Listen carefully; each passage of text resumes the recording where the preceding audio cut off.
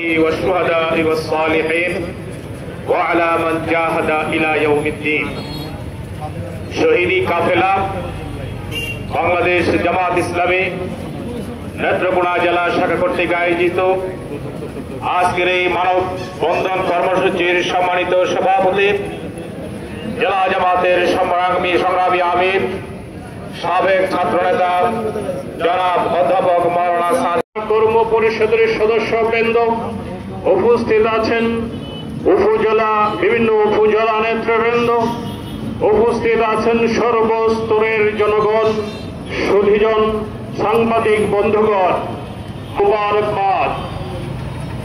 আপনারা লক্ষ্য করেছেন 2024 সালের জুলাইয়ের আমরা স্বাধীনতা অর্জন করেছি।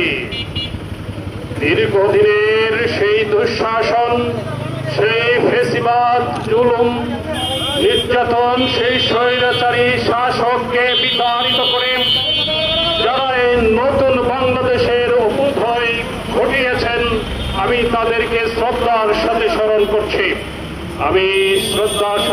করছি।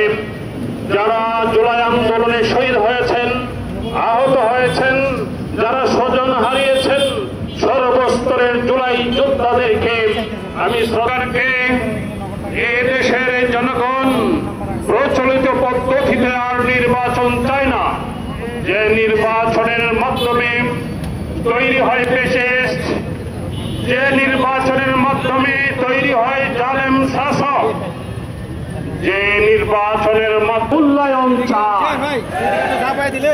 বর্তমান প্রচলিত পদ্ধতিতে নির্বাচন হলে আমরা লক্ষ্য করেছি ভোট ডাকাতি হয়, ব্যালট বাক্স ছিনতাই হয়।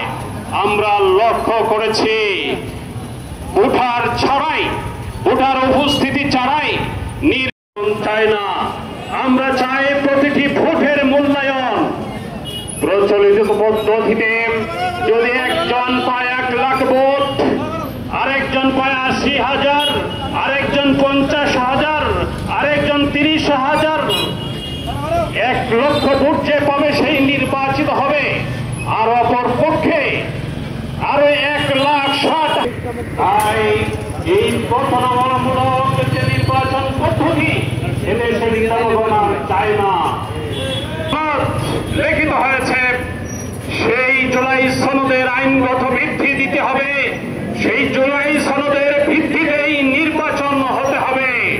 হয়ে কাজ করছেন, আমরা লক্ষ্য করছি সচিব এবং আমরা তারা কোনো না কোনো লেভেল প্লেইং ফিল্ডের মাধ্যমে সকল দলেই যাতে অংশগ্রহণ করতে পারে এবং অবাধ, সুষ্ঠু, নিরপেক্ষ ভোট অনুষ্ঠান হতে পারে, সেই জন্য লেভেল প্লেইং ফিল্ড তৈরি করতে হবে। সাথে সাথে আমরা বলতে চাই, ফ্যাসিস্টের দূষর, আওয়ামী লীগের দূষর, জালিম শাসকের দূষর সেই 14 দল সহ জাতীয় পার্টিকে নিষিদ্ধ ঘোষণা করতে হবে। আমরা সেই জাতীয় পার্টির কার্যক্রমকে আর দেখতে চাই না। অসংখ্য জানাচ্ছি। সুপ্রিয় নেত্রকোনাবাসী, 5 দফা দাবি আদায়ের লক্ষ্যে জামাত ইসলামী সহ 7টি রাজনৈতিক কর্মসূচি ঘোষণা করে আসছে। আজকের এই কর্মসূচি 3য়বারের কর্মসূচি। আমাদের যে 5 দফা দাবি